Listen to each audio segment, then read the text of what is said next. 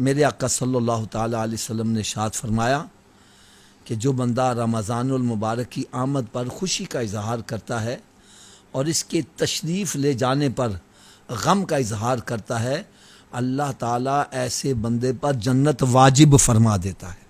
اب رمضان المبارک کی آمد کی خوشی کا اظہار وہ کس طرح کیا جا سکتا ہے؟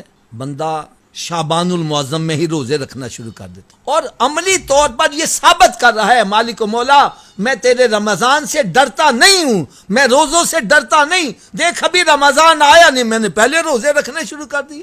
اور جب رمضان شریف تشریف لے جاتا ہے تو پھر بندہ پریکٹیکل ثابت کر کے بتلاتا ہے، مالک و مولا میں تیرے رمضان سے تنگ نہیں آیا ہوا تھا، میں روزوں سے تنگ نہیں آیا تھا، دیکھ اب عید گزر گئی ہے، اب رمضان کے روزے تو نہیں ہیں، میں شوال میں بھی روزے رکھ رہا ہوں، عملی طور پر ثابت کر رہا ہے میں رمضان سے تنگ نہیں۔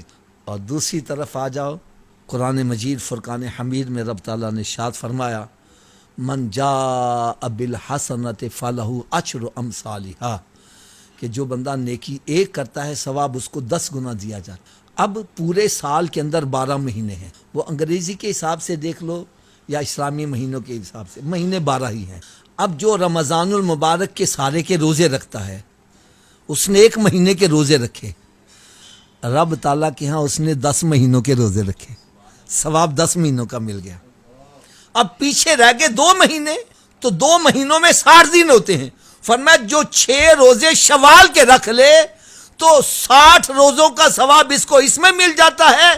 تو جو بندہ رمضان کے بھی روزے رکھے، شوال کے 6 روزے رکھے، رب تعالیٰ کے ہاں وہ سارا سال روزہ رکھنے والا کاؤنٹ کر دیا جائے گا۔ شوال کے روزوں کے بارے میں بھی کچھ چند مسائل میں عرض کروں گا۔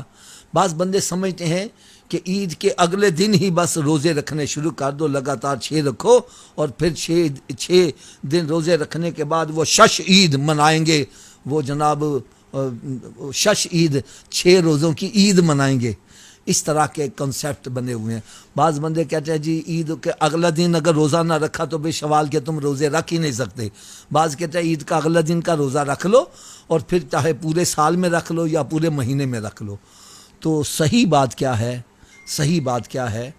شریعت کے مطابق 6 روزوں کے بارے میں حکم کیا ہے، یہ ذرا توجہ سے سن لو تاکہ ذہن سے جو غلط قسم کے کنسیپٹ ہیں وہ نکل جائیں اور ہم شریعت کے مطابق عمل کرنے والے بن جائیں۔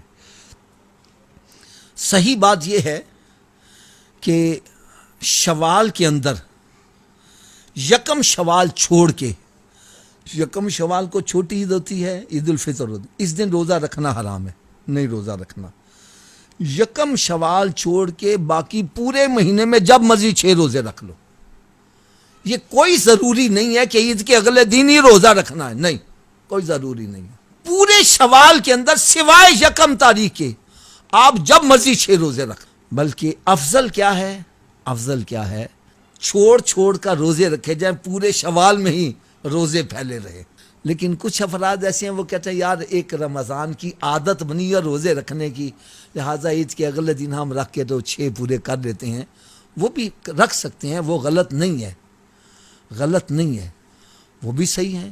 لیکن اگر کوئی عید کے اگلے دن نہیں روزہ رکھ سکا تو یہ مطلب نہیں ہے کہ وہ شوال کے روزے رکھے ہی نہ، پورے شوال میں 6 پورے کرنے ہیں۔ وہ چاہے پیر کے پیردن کا روزہ رکھ لیں، جمعرات جمعے کا رکھ لیں، جیسے بھی آپ کو مناسب لگے، آپ ایزی سمجھے آپ روزہ رکھ سکتے ہیں۔ یہ شوال کے 6 روزے ہیں، ان کو پورے شوال کے مہینے میں ہم نے کمپلیٹ کرنا ہے، سوائے یکم تاریخ نکال کے باقی 28 دن یا 29 دن جتنے بھی بنتے ہیں اس میں آپ نے 6 روزے رکھنے ہیں۔